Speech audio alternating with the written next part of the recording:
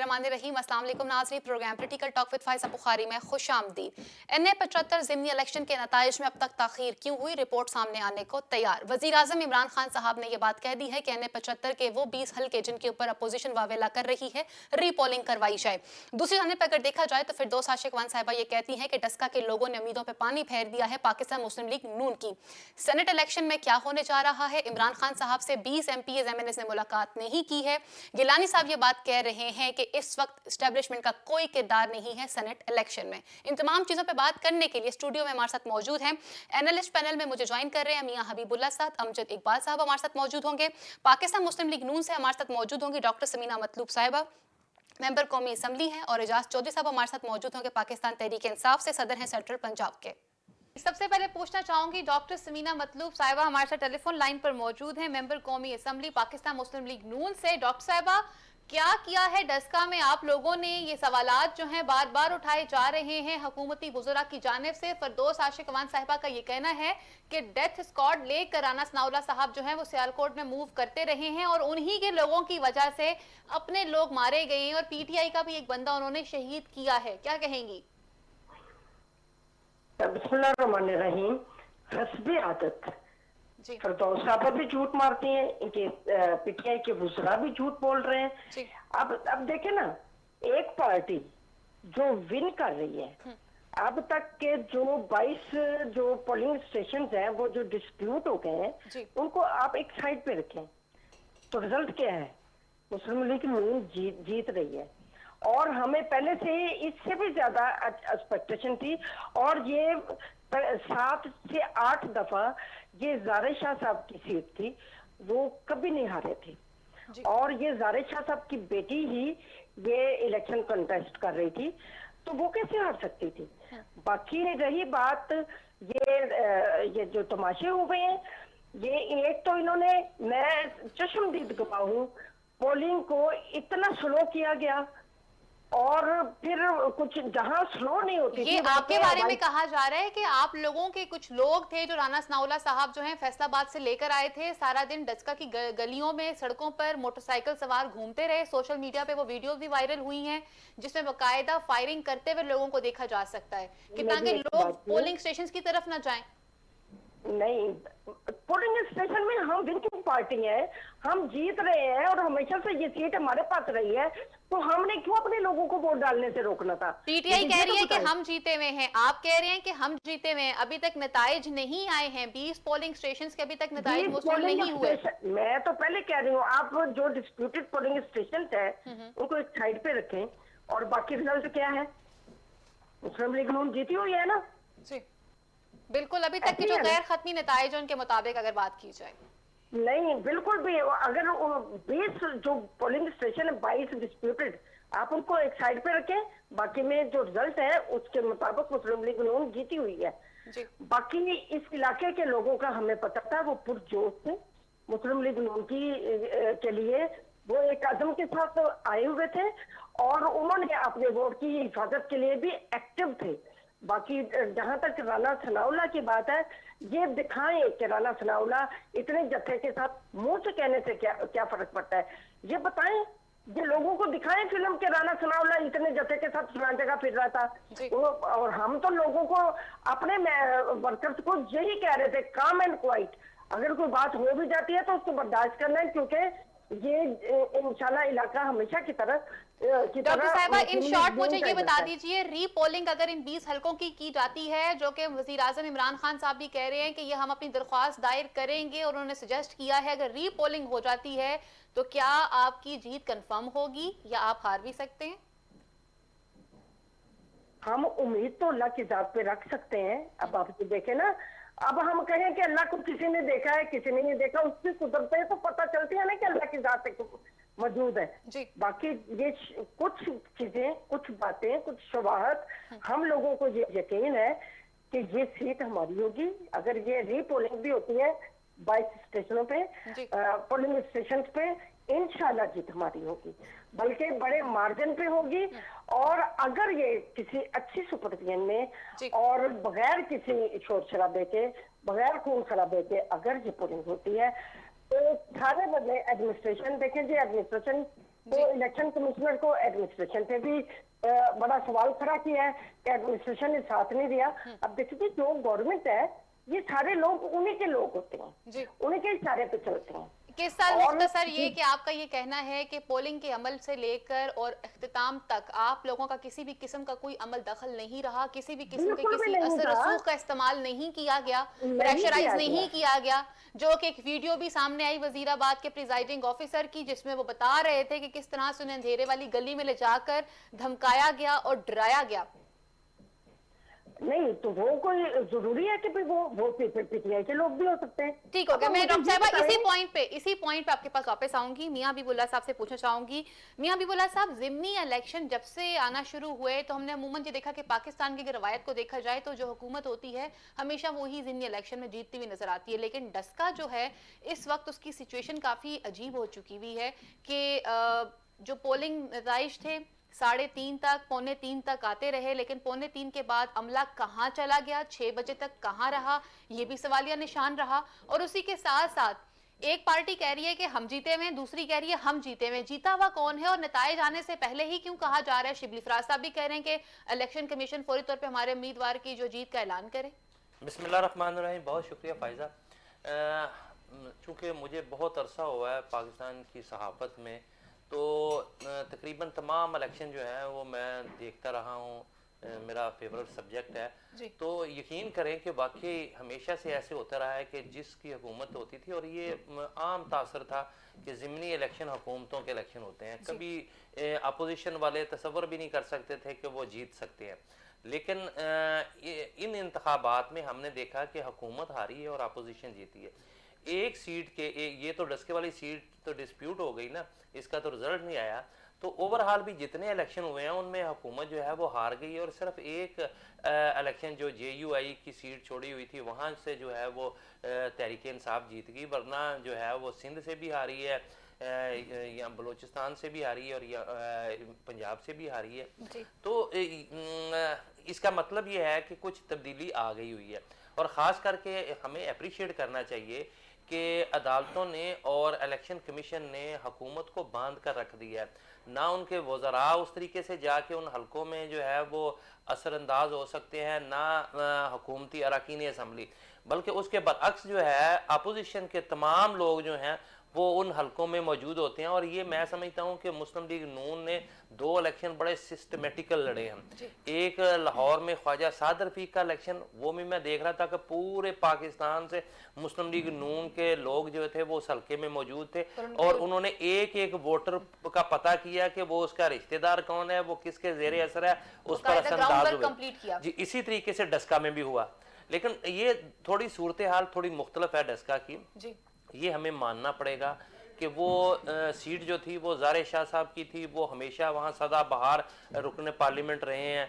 वो बेशक जिस भी जमात में थे वो, लेकिन वो उन्होंने हमेशा वहाँ से विन किया है। तो अब उनकी वफात के बाद लामहल्ला एक लोगों का जो है वो तासर भी ये होता है कि अच्छा नहीं ये चूंकि फौत हो गए हैं तो उनकी औलाद के साथ सिंपैथी वोट, हमदर्दी का वोट जो है ना वो भी उनको पड़ा। अच्छा, मुस्लिम मैं समझता हूँ कि तहरीक इंसाफ ने बहुत ज्यादा गेन किया कि उन्होंने इतनी बड़ी तादाद में वोट ले लिए। अब मसला ये है कि जहाँ इस हल्के में इतनी ज्यादा कशीदगी थी कि उसमें जिंदा रहने के लिए मेरा ख्याल दोनों सियासी जमातों ने कोई कसर नहीं छोड़ी। उन्होंने अपना अपना जोर आजमाई की है, और ये सवालिया निशान है इंतजामिया पर भी, पुलिस पर भी और इलेक्शन कमीशन पर भी कि वो हालात को कंट्रोल नहीं रख सके। अब वजीर आजम की तरफ से ये अच्छा इकदाम है, क्योंकि बाकी जितने पोलिंग स्टेशन थे वहाँ नून लीग जीती हुई, और जो 22 पोलिंग स्टेशन जिनसे कहा जाता है कि तहरीक इंसाफ जीती है, तो उनमें वो कहते हैं कि दोबारा इलेक्शन कराने, तो मेरा ख्याल है कि दोबारा इलेक्शन करवा लेने चाहिए। लेकिन मियां हबीबुल्लाह साहब, सवाल ये है कि वो अमला कहाँ चला गया रात को, और सुबह के 6 बजे तक वो अमला कहाँ रहा जो सुबह 6 बजे वापस आ गए? ये मैं आपको बताऊं कि उस्मान बुज़दार साहब की क्या कारकर्दगी रही है, चीफ सेक्रेटरी साहब की क्या कारकर्दगी रही है? उस्मान बुज़दार साहब इस हवाले से जो है ना सिर्फ इंतजामी सतह पर वो इसके जिम्मेदार हैं, इस सारे मामलात के जिम्मेदार इलेक्शन कमीशन है। हुकूमती लोगों को तो वो उस हलके में घुसने नहीं देते थे, तो वो उनको तो शो का नोटिस जारी हो जाता है और उनको तलब कर लिया जाता है। तो असूली तौर पर ये उस हलके में तमाम तर इंतजामिया जो थी वो इलेक्शन कमीशन के मतहत थी। इलेक्शन कमीशन इसका जिम्मेदार है और ये उनका टेस्ट केस था जिसमें इलेक्शन कमीशन ने जो है वो अपनी रवायती बेहिसी का मुजाहरा किया है। इनको इफेक्टिवनेस दिखानी चाहिए, इनको दिखाना चाहिए कि इलेक्शन कमीशन क्या होता है। और ये मैं आपको बताऊं कि पाकिस्तान में हमने जो अभी तक ऑब्जर्व किया है कि लोग जो हैं वो असरअंदाज होते हैं, क्योंकि सरकारी मुलाजम कमजोर होता है, वो उस तरीके से स्टैंड नहीं ले सकता।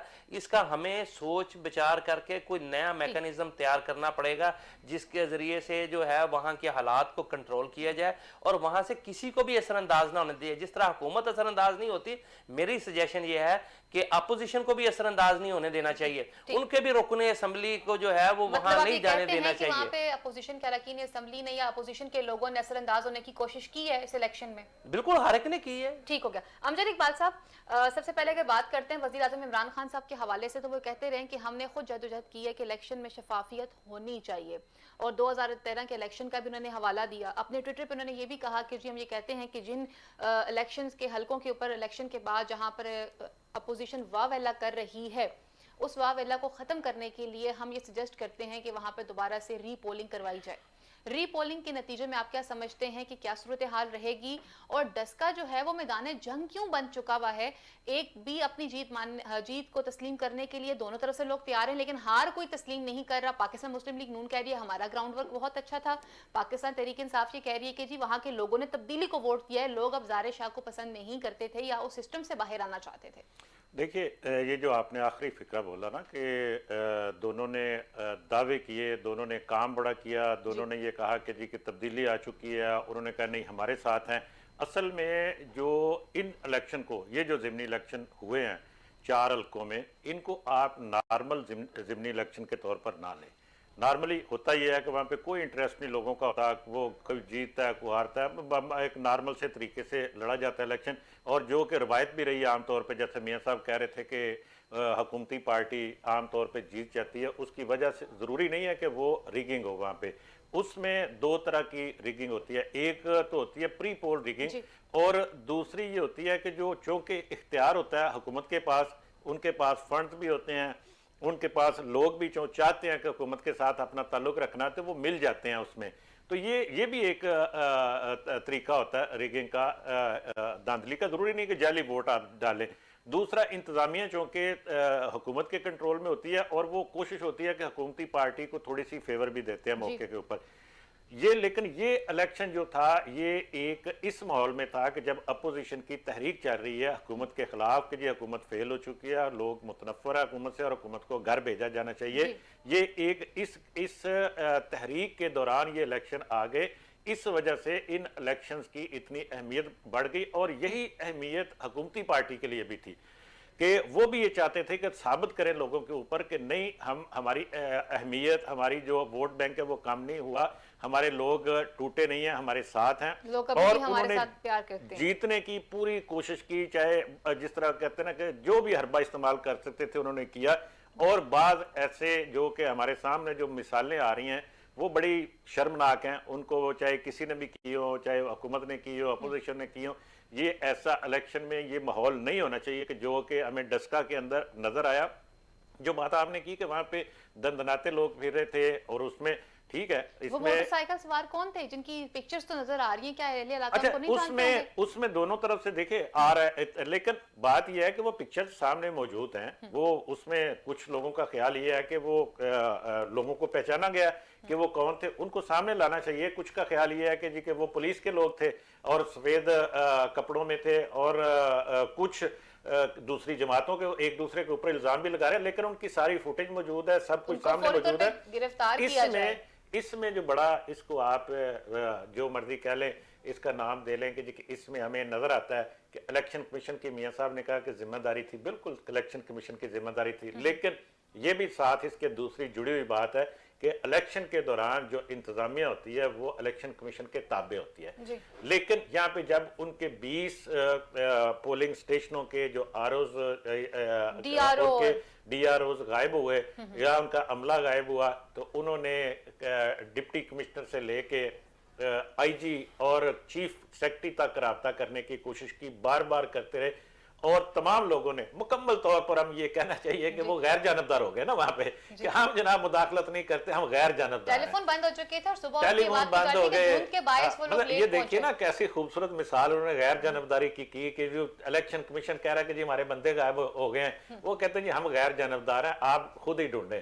तो पुलिस को कह रहे हैं, पुलिस कह रही है जी आप खुद ही ढूंढें, हमें क्या पता कहाँ पे आपके बंदे हैं।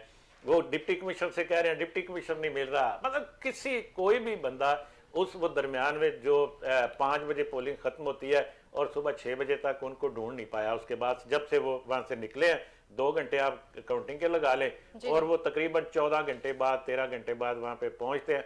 तो ये बड़ा अफसोसनाक सूरत हाल है। इसके ऊपर वो रीपोलिंग होती है, पूरे हल्के में रीपोलिंग होती है, जो भी उसका फैसला होता है, लेकिन ये फैसला पहले होना चाहिए कि ये बंदे कहाँ पे गए थे, कौन लेके गया था, और उनको किसने वो नतायज, जिसकी आप देखिए बार बार इस वक्त नून लीग जो क्लेम कर रही है, बिल्कुल यही कि वो थैले कहाँ चले गए, वो लोग कहाँ चले गए थे, नून लीग जी बिल्कुल, ये इसका पता चलना चाहिए और पता चल जाएगा, और ये सबको पता भी होगा। इस वक्त भी तकरीबन बहुत सारे लोगों को पता होगा, उनको बताना चाहिए, अवाम को बताना चाहिए कि वो क्या था, कैसे हुआ, कहाँ पे गए। और इस पे ये उससे ज्यादा जरूरी है रिजल्ट क्या आता है, क्या नहीं आता, कौन जीतता है, कौन हारता है। लेकिन वो ये 20 पोलिंग स्टेशनों पे रीपोलिंग होती है, पूरे हल्के में होती है। मेरा ख्याल ये है कि मेरी राय है कि जी ये उससे पहले ये पता लगना चाहिए कि ये किसने किया था, और अगर इसमें हुकूमती लोग इन्वॉल्व हुए उनको सजा होनी चाहिए। जो भी इसमें इन्वॉल्व था उसमें, अगर को पुलिस के लोग इन्वॉल्व थे उनको सजा होनी चाहिए, अगर इंतजामिया के लोग थे उनको सजा होनी चाहिए, और अगर कोई पॉलिटिशियंस प्राइवेटली उसमें इन्वॉल्व थे, चाहे वो नून लीग के हो, पीटीआई के हो, उनको सजा होनी चाहिए और पता चलना चाहिए, अवाम के सामने आना चाहिए, इल्जाम तराशियां नहीं होनी चाहिए। अमजद इकबाल साहब ने जो बात की, अगर उस हवाले से बात की जाती है तो अमजद इकबाल साहब का ये कहना है कि उसमें जो भी लोग इन्वॉल्व होंगे उनके खिलाफ कार्रवाई करनी चाहिए, और अगर उसमें आपके लोग इन्वॉल्व हुए तो आपकी पार्टी का क्या स्टांस रहेगा। और जैसे आप लोगों ने कह दिया हुआ है कि जी हम जीते हुए हैं, और मरियम नवाज साहिबा जो कह रही हैं कि जी हमारे लोगों ने हमें वोट दिया है, ये कितना पॉसिबल है कि क्या आपके लोगों ने आप ही को वोट किया हो। मेरी एक बात सुने, ये इकबाल साहब की बात बिल्कुल 100% सही है। ये इलेक्शन का अमल बिल्कुल शफाफ होना चाहिए जी। अब आप ये देखें ना, गवर्नमेंट के पास मशीनरी है, पुलिस उनके ताबे है। अब हम में से कोई बंदा अगर वहां पे ये हरकत करता है, वो कभी भी ना छोड़ो, ऐसे हो गया ना जी। अब आपको पता ही है कि हमारे साथ क्या सलूक गवर्नमेंट की तरफ से हो रहे हैं, और अगर हमारी तरफ से कोई बंदे ऐसी हरकतें करते पुलिस के सामने, पुलिस कभी भी ना छोड़ती। अब जिनको हमायत हासिल है पुलिस की, हमारी इंतजामिया की, उन्हें छोड़ा गया, उन्हें छूट दी गई। लेकिन मेरी भी राय भी यही है कि री इलेक्शन होने से पहले इसकी फुल इन्वेस्टिगेशन हो, लोगों के सामने आए, और लोगों की राय इतनी शफाफियत के साथ लोग अपनी राय का इजहार करें। जब भी ऐसा मामला बिल्कुल भी सामने ना आए, सबसे पहले। अच्छा डॉक्टर समीना साहिबा, एक कॉमन चीज उसमें ये देखी गई है कि वो जो लोग थे उनके जो चेहरे थे वो ढके हुए नहीं थे किसी तरह से भी। तो वो लोग आप लोगों ने क्या पहचाने नहीं? वो आपके इलाके के लोग नहीं थे? अगर आपके इलाके के लोग थे जहां आप लोगों ने इतना वावेला मचाया कि वो लोग इस तरह से कर रहे हैं, तो आप उनको बाकायदा बता सकते हैं कि जी ये फलां हल्के का बंदा था या फलां थाने से ये बंदा जो है बुलाया गया था। आप लोगों ने तो ये बताया ही नहीं, अगर वहां के लोग पहचानते हैं उन लोगों को। वहाँ पे ये जो अपना मली साहब खड़े थे ना जी, उनके अपने अजीज और उनके कजन को तो पहचाना गया है कि वो एक जत्थे के साथ मौजूद थे, ग्रुप में खड़े थे जब ये हवाई फायरिंग हुई है, वो खुद वहाँ मौजूद भी थे, और इस बात को पहचाना भी गया है कि उनका एक कजन है जो कर रहा था।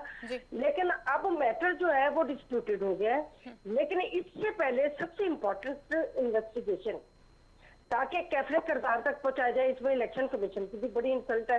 अब आप ये देखें, ये एक आईनी पोस्ट है, और जब इलेक्शन कमीशन अपने एक्टिव होता है ना इलेक्शन के दिनों में, तो ये जितनी भी एडमिनिस्ट्रेशन होती है उसके अंडर आ जाती है।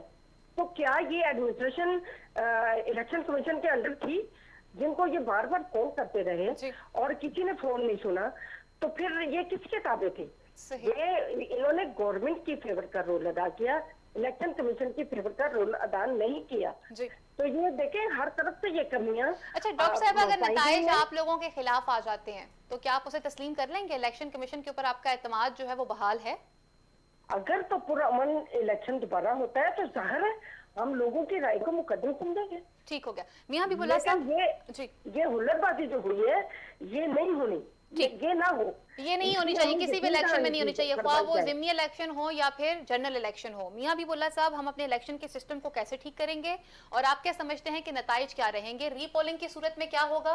और अभी तक जो दोनों तरफ से जो रवैया इख्तियार किया जा रहा है, हुकूमत की तरफ से और अपोजिशन की तरफ से, इसमें अवाम का कितना नुकसान हो सकता है? बहुत खून खराबा होगा रीपोलिंग में, और दोनों पार्टियां जो है इससे ज़्यादा तैयारी में आएंगी, और ये बदमाशी का इलेक्शन है।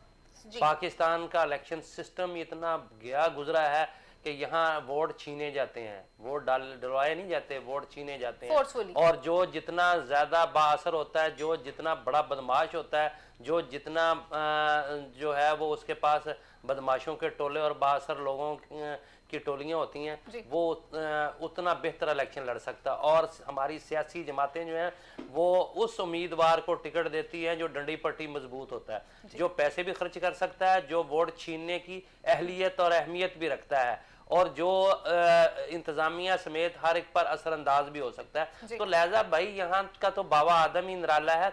ये जो हम जमहूरियत अलापते रहते हैं, ये कोई जमहूरियत नहीं है, माफ कीजिएगा। ये हलकों पर कब्जे किए हुए हैं इन तमाम लोगों ने। क्यों इनके बाहर से कोई और उम्मीदवार नहीं आ सकता? क्यों शरीफ आदमी इलेक्शन नहीं लड़ सकता? उसकी बुनियादी वजह ये है। तो मैं ये समझता हूं कि अगर तो आपने पुरअमन इलेक्शन करवाना है तो हम तो हमारी सियासी जमातें बाद बड़ा इसको और किसी सेंस में ले जाती हैं, लेकिन मैं आपको यकीन से कहता हूं कि ये रेंजर्स और फौज के बगैर अमन व अमान कायम रखा ही नहीं जा सकता। तो वो अगर खौफ इस वक्त मौजूद है, ये तो पुलिस को तो ये बांदी समझते हैं अब सारे बदमाश जो हैं, वो उनको तो किसी खाते में नहीं लिखते। और क्योंकि वो वैसे भी उनको इन्होंने काना किया होता है, हर रोज तो हर महीने उनको जो उनकी फटीके बर्दाश्त करते हैं, उनको किसी न किसी तरीके किसी एमएनए एमपीए ने किसी एसएचओ को लगवाया होता है, किसी ने छोटे स्टाफ को लगवाया होता है, तो वो तो किसी खाते में नहीं आते। अगर वहां अमन व अमान बरकरार रखकर सही मानों में इलेक्शन करवाना है तो फिर फौज की जेर निगरानी इलेक्शन इनको करवाने अच्छा पड़ेंगे। मियां हबीबुल्लाह साहब, एक तरफ हम कहते हैं कि फौज को हम दूर रखना चाहते हैं, फिर दूसरी तरफ हम ये चाहते हैं कि फौज दोबारा से इन्वॉल्व हो। जब फौज इन्वॉल्व होती है तो फिर अपोजिशन भी हाथ खड़े कर देती है कि जी जाहिर सी बात है इस वक्त फलां इदारा फलां की सपोर्ट कर रहा है, तो फिर नताइज तो ये आने थे। फिर आप अपनी उस इदारे को भी बीच में शामिल देखें ना, कर फिर लेते इनको हैं इस blame में। काबिल होना चाहिए ना अपनी या फिर आप इस तरह करें कि वो एक आप इलेक्शन कमीशन की को फोर्स तश्कील दे दें, गैर जानबदार फोर्स, वो जो है वो अपने मतहती में इलेक्शन। इस पुलिस के बस की बात नहीं है कि ये अमनो मान बरकरार रखकर इलेक्शन करवा सके। तो ये लिहाजा अगर आपने खून खराबा करवाना है तो बिलाशुबा आप कल ही इलेक्शन करवा लें। ये देखें, ये मेरा तजजिया है। मैं समझता हूं कि जिस हद तक ये चलेगी हुई हैं दोनों जमातें, ये आइंदा इलेक्शन होगा या बेशक 22 पोलिंग स्टेशनों पर ही हो, वहां आप हालत देख लीजिएगा। दोनों के पास असला है, दोनों बदमाश लेकर वहां गए हुए थे। तो आप किस किस्म की तोको करते हैं कि ये मतलब ये है कि इलेक्शन हम दोनों को शफाफ नहीं कह सकते ना। पाकिस्तान तहरीक इंसाफ की तरफ से लोग शफाफ है और ना इनकी तरफ से हैं, दोनों तरफ से रसूल का इस्तेमाल किया हुआ है। दोनों तरफ से ताकत का इस्तेमाल था, लेकिन दोनों फिरदौस अपने साहिबा की गुफ्तगू सुनने के बाद मसल तो दिखा रही यूं थी मालूम जमातें। पड़ता है- ये इलेक्शन भाई, ये इलेक्शन का मैकेनिज्म ही ऐसा है, ये इलेक्शन लड़ा ही ऐसे जाता है। ये कोई उस तरह के जमहूरियत नहीं है या उस तरह का माहौल नहीं है कि लोग अपने तौर पर जाकर वोट डाल कर आएंगे। ये यहाँ से जबरदस्ती वोट छीना जाता है, लेके जाते हैं, अगवा करके वोटर को लेके जाते हैं कि ये आप हमें वोट दें, और उसके फैमिली को जो है यरगमाल बना के रखा होता है। 6 उसके रिश्तेदार उसके घर बैठाए होते हैं कि अगर आपने वोट फलां को ना दिया तो आपकी बेटी को तलाक दिलवा देंगे। आप कैसी बातें करते हैं? ये तो पाकिस्तान का हाल है। सही। अमजद इकबाल साहब, पाकिस्तान का हाल ये है कि हमें अदलिया पे भी एतबार नहीं है, हमें इलेक्शन कमीशन पे भी एतबार नहीं है, हमें हुकूमत पे भी एतबार नहीं है, हमें किसी इदारे पे एतबार नहीं, हमें फौज पे भी एतबार नहीं है। यह एतबार कैसे लाया जाएगा? और फिर हम ये कैसे कह सकते हैं कि अगर इस बंदे को इन्वॉल्व कर दिया जाए तो पाकिस्तान की अवाम या अपोजिशन या हुकूमत के लोग सेटिस्फाई हो जाएंगे? नहीं, हमें एतबार है, हमें फौज पर भी एतबार है, हमें रेंजर्स पर भी एतबार है, हमें इलेक्शन कमीशन पर भी एतबार है, हमें पुलिस पर भी एतबार है, हमें पूरी एडमिनिस्ट्रेशन पर एतबार है। एतबार कहाँ पे खराब होता है?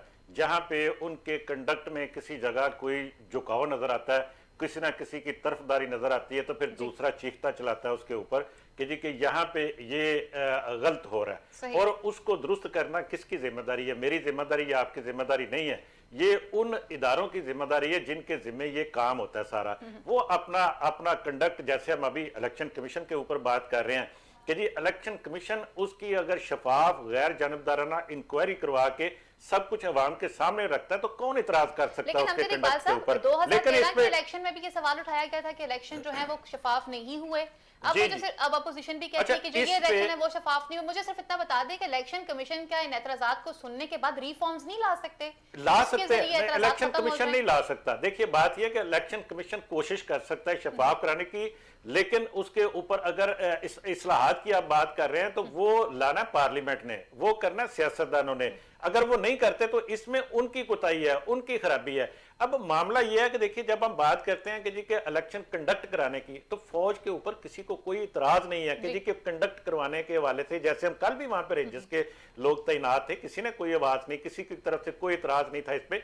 असल में जो इतराज होता है ना, जब हम मिक्स ना दो चीजें करें कि हम इलेक्शन का जो दिन है उसको कंडक्ट करवाने के ऊपर जहां पे लोगों की ड्यूटियां होती हैं अमनो-अमान बहाल करने के लिए, उसके ऊपर किसी का कोई इतराज नहीं। आमतौर पे जो इतराज किया जाता है सियासतदानों की तरफ से वो उससे पहले सिलसिले के ऊपर होता है। अभी आपको जो कल जो मिसाल नजर आई है, कल से मुराद ये है कि ये जो NA-75 के इलेक्शन डस्का वाले की बात कर रहे हैं, इसके ऊपर जो इतराज नजर आया, आपको याद है ये इतराज 2013 में आसिफ अली जरदारी ने किया था कि ये इलेक्शन आरोज का इलेक्शन था, और वो उनका बिल्कुल यही मौकफ था उस वक्त जब जो कि हमें चंद दिन पहले ये डस्का में उसकी मिसाल नजर आई है कि वो किस तरह से ये सारा सिलसिला हुआ था। आरोज का इलेक्शन कैसे था उस वक्त लोगों की समझ में ये बात नहीं आ रही थी, लेकिन डस्का के इलेक्शन से चौधरी साहब हमारे साथ मौजूद है लाइन पर पाकिस्तान तहरीक इंसाफ से। अस्सलाम वालेकुम सर।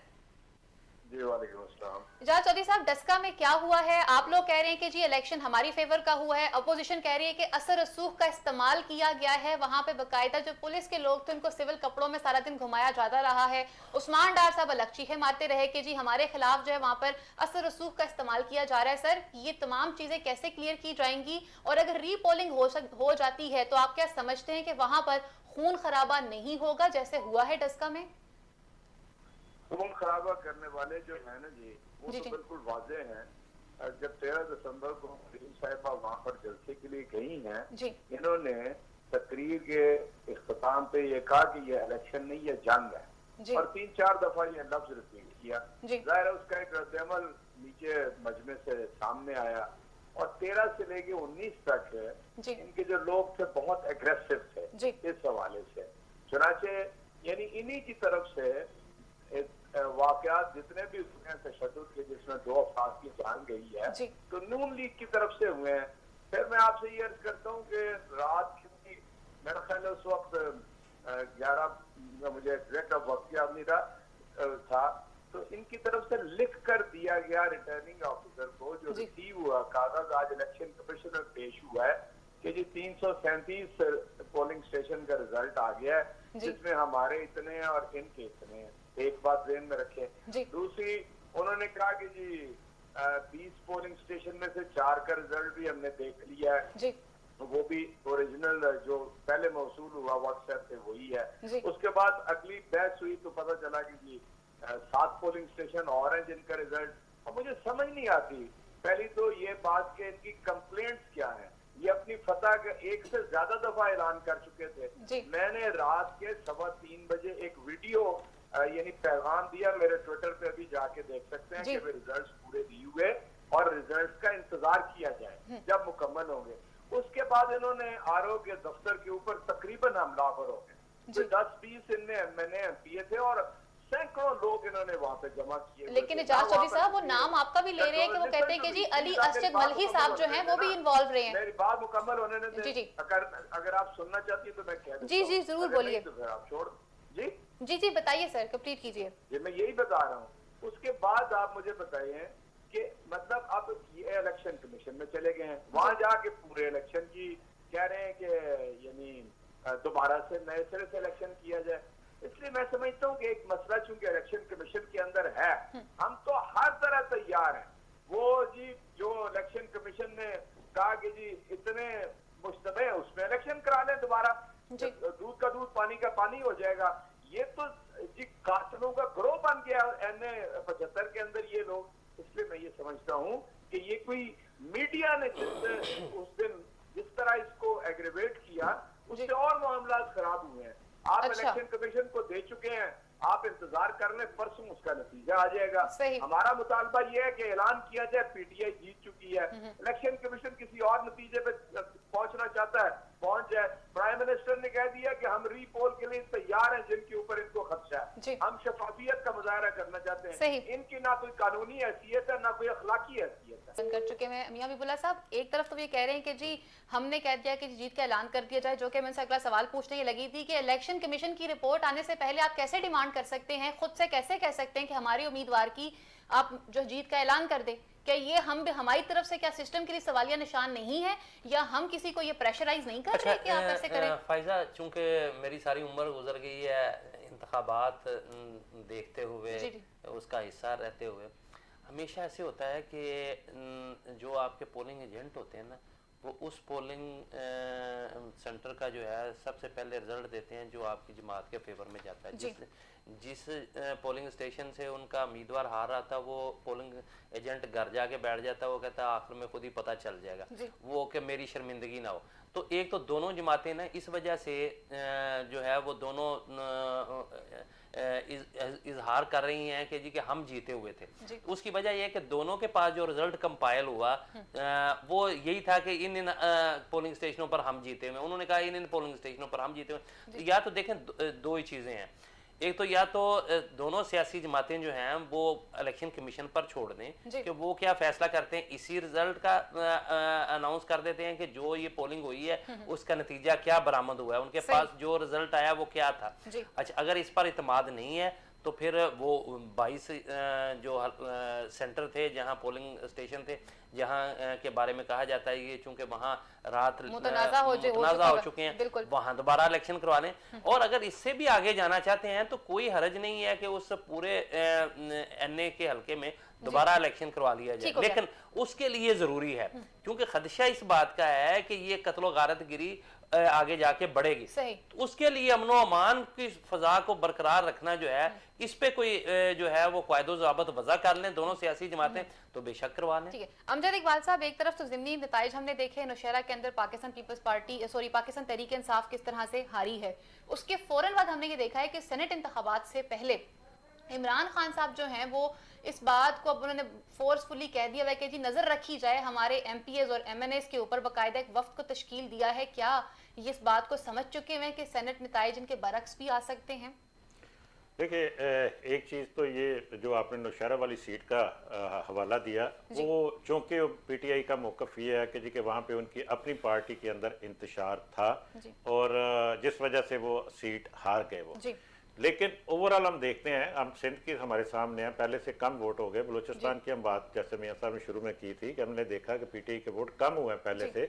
इसी तरह से हम अगर खैबर पख्तूनख्वा की बात करते हैं तो वहां पे भी कम हुए। मामला ये है कि जो आपने कहा कि सेनेट के इलेक्शन में कल वहां पे वज़ीर आज़म पेशावर तशरीफ लेके गए थे, वहां पे मीटिंग हुई थी, वहां पे MNAs और MPAs तकरीबन 20 के करीब 20 के करीब, ठीक है, वो वहां पे उनकी मीटिंग में नहीं आए। उसकी वजह PTI की तरफ से ये बयान की गई कि उनको बुलाया नहीं गया था और वो कुछ मसरूफ थे, दूसरी कोई और असाइनमेंट थी। अमजद इकबाल साहब, वो लेकिन जो उसको भी तो बताइए ना, जिसमें इमरान खान साहब ने ये कहा कि अगर आप लोगों ने वोट बेचना है या किसी और की तरफ जाना है तो पार्टी छोड़ दीजिए। बिल्कुल मैंने अर्ज किया ना कि लेकिन जो गैर जानबदार हल्के हैं या दूसरे जराए वो यही बताते हैं, वो कहते हैं कि जी कि वो लोग नाराज हैं। और उस मीटिंग के अंदर जो मीटिंग हुई वहां पे किसी MNA किसी MPA ने वज़ीर आज़म से एक सवाल भी नहीं किया, किसी हवाले से खामोशी के साथ वज़ीर आज़म की गुफ्तगू सुनी, जिसमें उन्होंने ये फिक्रा जो आपने कहा कि जी कि ये बोला गया कि उन्होंने कहा जी कि जिसने अपना वोट बेचना है वो पार्टी छोड़ दे, मुझे नहीं चाहिए वो ऐसा कोई भी MPA या MNA जो वोट बेचे। ये अच्छी बात है, उनको जरा थोड़ा सा इस पे सख्त स्टैंड ही लेना चाहिए था क्योंकि उनका नारा शफाफियत, उनका नारा एहतसाब, उनका नारा ये धांधली के खिलाफ वो लगाते रहे, तो उनको ये करना चाहिए। लेकिन एक चीज मैं फिर ये कहता हूँ कि जी कभी इजाज चौधरी साहब ने भी बात की, मियां साहब ने भी बात की कि रीपोल जब हम बात करते हैं, मैं फिर वो दोहराता हूँ बात कि रीपोल से पहले वो सारी रात वो कहाँ थे, बंदे 20 स्टेशनों का अमला कहाँ था, वो तो ये अभी तक सामने सामने आनी आया ही चाहिए बात, इसकी इन्वेस्टिगेट होनी चाहिए ये बात। और नहीं तो उन्हीं से क्यों नहीं पूछ लेता चन्ना कितने गुजारी रात में? जी बिल्कुल वही बताए, एक दो ने बताई भी है थोड़ी थोड़ी लेकिन बात ये है कि वो उनसे पूछा जाना चाहिए। तो धुंध एंजॉय कर रहे हैं ना भाई। एक चीज जो बात हम कह रहे हैं कि जी मानते क्यों नहीं है, जो अभी एजाज चौधरी साहब कह रहे थे, कानूनी तौर पर जो एजाज चौधरी साहब बात कर रहे थे वो ये थी कि चूंकि जब रिजल्ट आ जाए तो फिर वो अनाउंस हो जाना चाहिए, उसके ऊपर इतराजात हो सकते हैं, ठीक है, लेकिन ये रोक लिया गया। ये उनकी बात किसी हद तक दुरुस्त है, लेकिन वो जब वो खुद कह रहा है, अमला पोलिंग स्टेशन अपना इलेक्शन कमीशन का ये कह रहा है कि ये इसमें टेम्पर्ड फील होता है, इसमें महसूस होता है कि रद्दोबदल किया गया और गैर जरूरी तखीर हुई उनके आने में, तो वो इन्वेस्टिगेट करें ना किसने टेम्पर्ड किया और कैसे ये 38% से 88% पे रिजल्ट चली गई, कास्टिंग रेशियो चली गई, ये चीजें सामने आनी चाहिए। मैं बिल्कुल बार बार ये बात कर रहा हूँ कि रीपोलिंग को छोड़ दे, उससे पहले ये इन्वेस्टिगेट होना जरूरी है। जब तक ये चीज नहीं होगी उस वक्त तक आप रिगिंग बंद नहीं कर सकते। ठीक है डॉक्टर समीना साहिबा, ये तमाम चीजें कैसे होंगी और अगर ये चीजें हो भी जाती हैं, इसके ऊपर आप क्या समझती हैं कि दोनों तरफ से गुस्सा नहीं किया जाएगा या आपके लोगों के अंदर जज्बात नहीं पाए जाएंगे? एजाज चौधरी साहब हमारे साथ लाइन पर मौजूद थे, उनका ये कहना था कि आप लोगों की तरफ से जब डस्का में मरियम नवाज साहिबा की तो उन्होंने ये बाकायदा ये लफ्ज इस्तेमाल किया कि ये इलेक्शन नहीं बल्कि जंग है, कि आपने अपने लोगों को खुद उकसाया इस बात के ऊपर कि वो आए और अपने हाथ में लाठी डंडे जो भी उनके पास है वो उसको यूज करें, क्योंकि ये इलेक्शन नहीं ये जंग है। मेरी एक बात सुने, ये हम खुद से क्यों मतलब निकाल लेते हैं? लेकिन आप मुझे सिर्फ इतना बता दें क्या ये जो लफ्ज इस्तेमाल किया गया मरियम नवाज साहिबा की जानिब से, आप समझते हैं ये लफ्ज दुरुस्त था? क्या वो इलेक्शन नहीं, वो जंग की तरफ जा रहे थे आप लोग? मुझे तो बात कंप्लीट जी जी। बात ये है कि वोट तो चोरी होता रहा है, 13 में भी चोरी हुआ है, अपना ये जो 18 वाला है वो चोरी हुआ है। अच्छा, बाकी ये बात कहना जंग से मुराद ये नहीं है कि आप तबल जंग का ऐलान करते हैं। जंग से मुराद ये है कि बूस्टअप करना कि ये हमने ये एक सख्त मुकाबला है जिसको हमने जीतना है। तो मरियम साहिबा ने इसको वहां पे क्लेरिफाई किया था, बताया था, अपने लोगों को समझाया था कि जंग का मतलब क्या है? मेरी एक बात तो सुन ले जी। और हमें ये भी पता है कि हमारी हुकूमत नहीं है, एडमिनिस्ट्रेशन हमारी नहीं है जी। हम क्यों डंडे सोटे पकड़ के पुलिस के हाथ में आएंगे? जी जी। हमें एडमिनिस्ट्रेशन जीने नहीं देगी, हम अपने वोट भी खराब करेंगे, लोगों पे इमेज खराब करेंगे। अब आप ये देखिए ना, पावर्स तो हमारे पास है ही नहीं। अब हमारी इतनी पावर कहाँ से कि भी हमें कोई डंडा चलाने दे और वहां पे पुलिस वाले खड़े और हमें तोड़ दें? ऐसी बात नहीं है। इसलिए हम एक्चुअली जो हकाइक है ना, एक्चुअली जो फैक्ट्स हैं उनसे नजरें न चुराएं। अब ये जो कुछ भी हुआ, आप देखें 30 टर्नओवर 30% या 35% रहा, लेकिन वो 88 पे कैसे पहुंच गया? डिस्प्यूटेड हो गए, वहां पे 80-90% हो गया। क्यों? अब आप ये देखें ना, ये मतलब आप मतलब की बात ये है कि हमें एक्चुअली हकीकत से आंखें नहीं चुरानी। एडमिनिस्ट्रेशन हमारे साथ नहीं थी, हमने खुद को इनके हवाले नहीं करना था। जेलों की हवाई ना खाते हम तो खामोश रहे। आप जिनको रिलैक्सेशन मिलनी थी और नेगेटिव हरकत भी उन्होंने की है। और बाकी आप जो हो, मैं चाहती हूँ इतनी सुपरविजन में हो, इतनी पुरअमन हो और लोगों को आजादी के साथ अपना फैसला, अपना वोट डालने की आजादी हो। सही। और वहाँ पे कोई जंग भी ना हो। ठीक हो गया डॉक्टर साहिबा। अच्छा मियां बिबुल्लाह साहब, वक्त मुख्तसर है, मैं पूछना चाहूँगी सेनेट इलेक्शन के हवाले से यूसुफ रज़ा गिलानी साहब जब से सामने आए हैं तब से कहा जा रहा है कि जहांगीर तरीन साहब के साथ उनके राब्ते हो सकते हैं, जो कि उन्होंने तरदीद की है कि नहीं, मेरा कोई राब्ता नहीं हुआ। और साथ उन्होंने ये स्टेटमेंट भी दे दी है कि सेनेट इलेक्शन में किसी भी तरह से एस्टेब्लिशमेंट जो है ना वो अपना किरदार अदा नहीं कर रही। क्या कहेंगे? नहीं, अब तो अपोजिशन भी मान रही है कि एस्टेब्लिशमेंट ने इंतखाबात में कोई रोल अदा नहीं किया। ठीक है, अब तो मान लेना चाहिए कि वो बिल्कुल गैर जानबदार है। अच्छा, लेकिन सेनेट का इलेक्शन इतना आसान इलेक्शन नहीं अब रहा। उसकी वजह यह है कि तहरीक इंसाफ के अंदर बहुत सारे लोग जो हैं वो परेशान हैं, क्योंकि रवायती सियासत इस वक्त हो नहीं रही, ना ही जो है वो हुकूमत की तरफ से कोई पैसा मिल रहा है, ना उनको खरीदारी के लिए कोई खुली छुट्टी दी जा रही है, ना उस तरीके से इस वो तो बिल्कुल ही ओपन बैलेट की तरफ आ गए। इलेक्शन कमीशन भी एक्टिव है और अदलिया भी एक्टिव है, ठीक है। तो ये बहरहाल अगर कोई ले भी लेता है तो ये मामला बड़ा खराब होगा। और तीसरा जो है वो बहुत सारे लोग जो हैं वो अपनी मनपसंद की एडजस्टमेंट ना होने की वजह से भी तहरीक इंसाफ में भी नाराज है। अब जो यूसुफ रजा गिलानी वाला मामला, मुझे लगता है कि देखें हफीज शेख साहब जो है ना, जिनके उम्मीदवार हैं IMF के, वो तो पाकिस्तान में हर चीज मनवा लेते हैं, तो क्या वो अपना उम्मीदवार नहीं जिता सकेंगे? उनका मामला ही नहीं है। असल में अपोजिशन ने यूसुफ रजा गिलानी का चेहरा दिखा के सन कहीं और लगा रहे हैं। वो सूबाई असम्बलियों में जो है वो अपने अपने मामलात कर रहे हैं और इस वक्त बड़ा खौफनाक खेल खेला जा रहा है। हुकूमत इस वक्त जो है वो बड़े खतरात से दो चार है।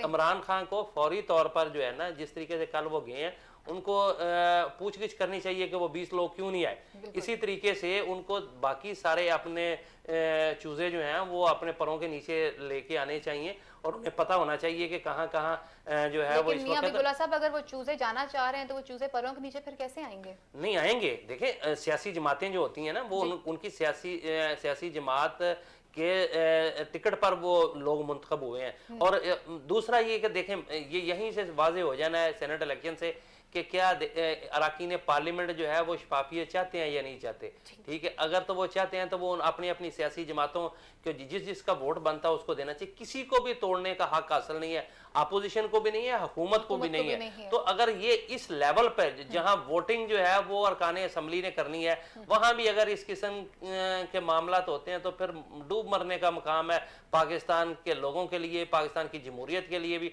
और पाकिस्तान की सियासत के लोगों के लिए भी, कि जो इस तरह के पैंतरे अभी भी इस्तेमाल कर रहे हैं। प्रोग्राम का वक्त यहीं पर खत्म हुआ चलता है। नाज़रीन, अगले प्रोग्राम तक के लिए अपनी मेज़बान फायजा बुखारी को, मेरे मौजूद पैनल को इजाजत दीजिए। अल्लाह नेगहबान। पाकिस्तान जिंदाबाद।